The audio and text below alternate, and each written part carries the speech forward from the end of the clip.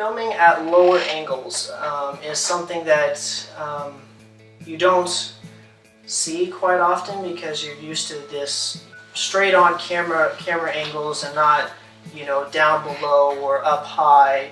But I chose to do that for mine, specifically on the scenes with Azazel, the demon character, in his hellish lair. And the reason I did that is because it kind of created a dominance with him as the, you know, the overpowering figure within that scene. And that is why I used the lower. It wasn't really low, but it was just like just under straight on, so it kind of gave him this overpowering look over the other characters. And that is something that you can use again for detail to add to your film. You also did that on the crash scene too, when he was walking around the car in between the two vehicles. Yeah, that's good. Good point. You that was a scene you were involved with because we used your truck. That, and I went really low, where I was actually filming the feet of Azazel getting out of the truck and walking around over to the character in the other car, and then I panned up to see the character and Azazel within that scene. Another thing I want to talk about with using the camera, not just for stationary purposes or using the camera as the character, but also using it as kind of a narrative tool to depict the surroundings of what's going on in the scene, following characters around. For example, would be the scene where the doctor walks into the room. The camera is following the doctor into the room and panning around to the other characters that are in the room, as well as many other scenes where the camera follows characters around to depict what other characters are doing or the environments and things like that. And so that's another technique that you can use to film your scenes for your movie. And one other thing is using the camera positioning as a technique for creating different cool and unique angles for your film, such as when I set the camera up for the black figure and the reflection in the mirror. I had to set up the camera in a way where the camera didn't pick up its own reflection in the mirror, but also I had to be able to angle it in a way where you could actually see the doorway where the black figure would be standing within that reflection. So that was kind of difficult. Once I got it, then it was good. It was a good way to use camera positioning and reflections to aid in your details within your movie.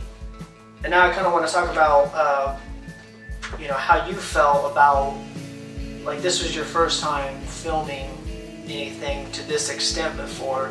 So how did you feel about being a camera operator and filming these different scenes? Well, it's definitely out of my realm and something I wasn't used to, but after plenty of nagging from Dylan on different camera angles, I figured it out, and then it came pretty easy and it was a fun experience. What would you say your favorite scene was that you filmed? Probably, I want to say, the scene where you're in the kitchen and you go back because you hear the door slam. That was probably one of my favorites. Yeah. Because I was the one slamming the door in the middle of the night.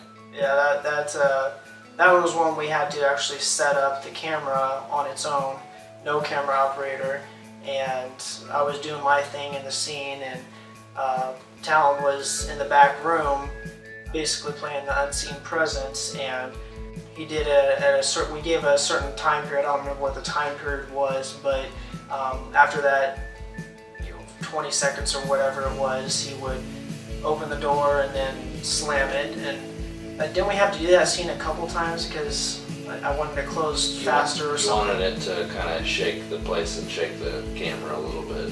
Yeah. I had to slam it pretty hard. Yeah, I wanted a loud noise.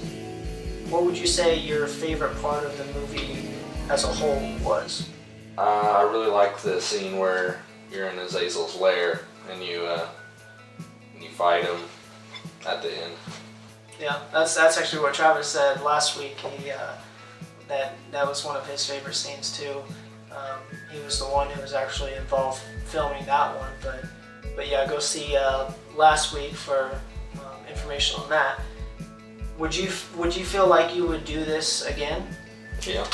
Like, did you enjoy it at all? I did.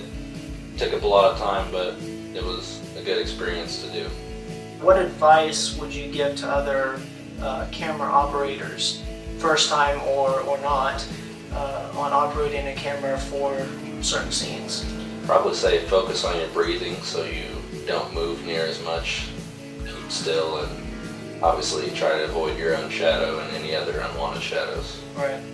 The last thing I wanted to talk about, which I'll actually get into in a later episode, is talking about Easter eggs. If you don't know what that means hidden things within a film that viewers can look out for. And one thing that I had within my movie was this, and a fake license plate that spells Vivid backwards. But like I said, I'll begin into that in later episodes, but that is something that you can incorporate into your own movies, and it gives kind of something fun for your viewers to look at when they're watching the film, or to get them to watch it over and over again so they can pick these things out. Well, that's about all I have for you this week. I didn't really know how to put this together any differently than just giving you examples of actually filming a movie that just show you that.